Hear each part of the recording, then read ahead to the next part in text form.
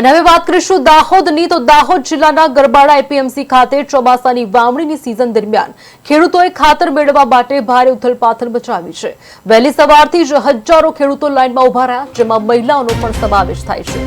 Truck માત્ર 500 નંગ ખાતર સાથે પહોંચતા મોટી સંખ્યામાં ખેડૂતો ખાતર વિના નિરાશ થઈને ઘરે પરત ફર્યા। આતંક વ્યવસ્થાથી ધક્કામુક્કી, અસંતોષ અને ભારે અવ્યવસ્થાની સ્થિતિ સર્જાઈ હતી। ખેડૂતોમાં ભારે આક્રોશ જોવા મળ્યો હતો। એક સ્થાનિક ખેડૂતનું કહેવું છે કે સવારથી લાઇનમાં ઉભા રહીએ છીએ અને હવે ખાલી હાથે પરત જવું પડી રહ્યું છે।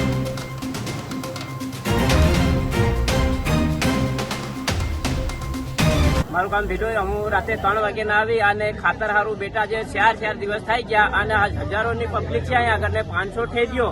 હવે એમાં ખાતર કોને આપવું અને શું કરવું? પબ્લિક આવે છે, અમારે ધંધાનો લાકડું હાંકવાનું અને અમારે ખાતર મળી નહીં રહ્યું, પછી આવે તો અમારે શું મતલબ? એટલે રોજે રોજ એક ગાડી આવે તો અમારાને આ વાવેતર કરવા માટે જોઈ અને રોજ જન પબ્લિક આવે તો આમાં ખાતર મળવાનું છે નથી। 500 થઈ ગયું, 500 થઈ ગયો હે, એમાં ઝઘડા કર્યા, બજાઈ રહ્યા આજે અને રોજ એક ગાડી આવે ને તો જ અમારું થાય એવું છે આમાં।